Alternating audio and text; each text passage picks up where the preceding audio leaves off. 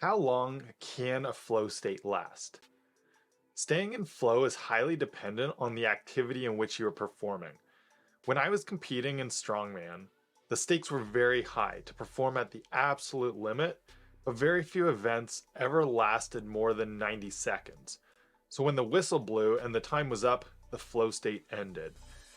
Now let's picture mountain biking or snowboarding down a really long mountain. The stakes are very high, which immediately will push you closer to a flow state if you embrace it. You could conceivably stick the whole ride in flow and be in that state for 10 to 15 minutes or however long that descent takes. On the Flowcast, I've talked to fighters and racers competing in more endurance-based sports, and I've heard them recount spending their entire race in flow.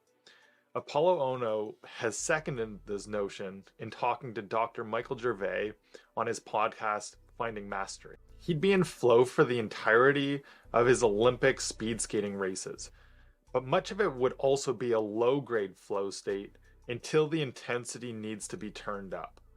Flow is so neurochemically expensive that as we train to perform in flow states, our bodies will instinctually ramp up and down the demands for when the highest levels of performance are needed.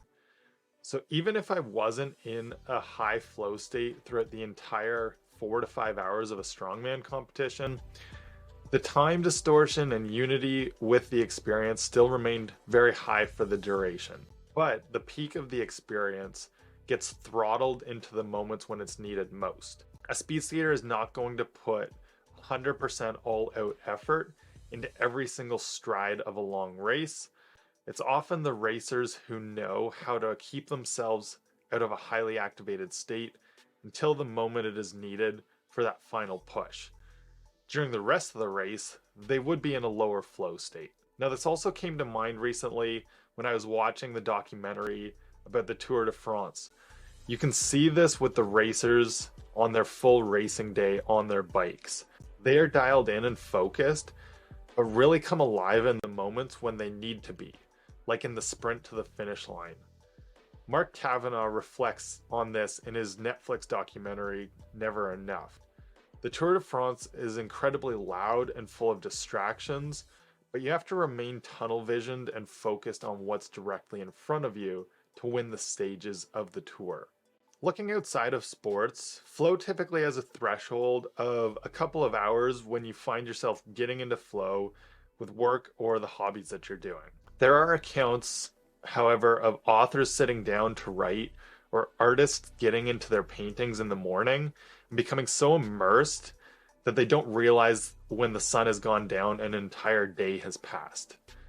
So there's likely a limit to how many times we can stay in flow for a full day before we need to allow for more recovery time to replenish the flow cycle, but most people don't get the opportunity to experience full day flow marathons for another reason. We are way too distracted from focusing on our peak flow states. Distractions, more than anything else, are what limit flow states for us. We're hardwired for flow because it helps us gain insight, level up our skills, and provide us with deep meaning and fulfillment. And yet we have these devices tethered to us that entice us to pull us away from that focused state. To get into flow with work where the stakes or risks aren't as high as what we experience typically in sports, we need to be free from distractions to overcome that activation energy. Think about going for a walk. If you go for a 5 to 10 minute walk, you might feel a bit better, and especially if you get outside and get some fresh air, it'll be even nicer. There's a huge difference in how you feel if you continue for 15 or 20 minutes though. That's when we drop into flow with something even as simple as walking. It's the same with our work too.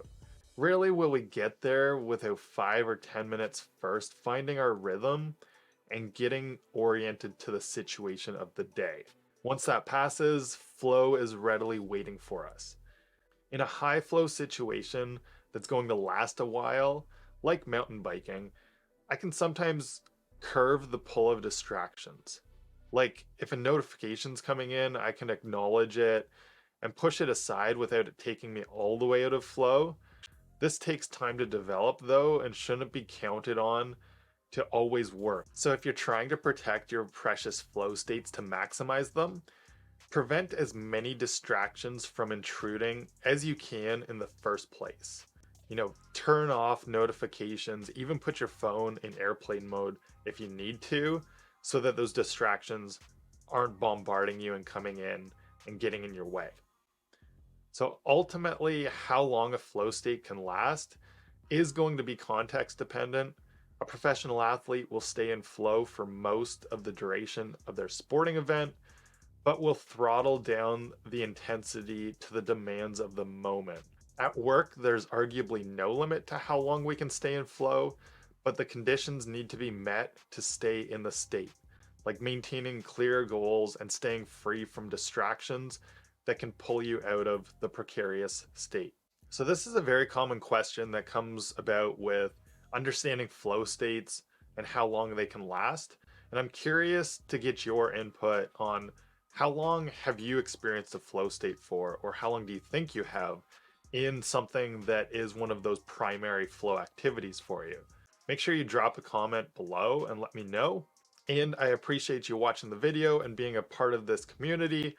Be sure to give it a thumbs up and don't forget to stay tuned until the next video. And until then, find your flow.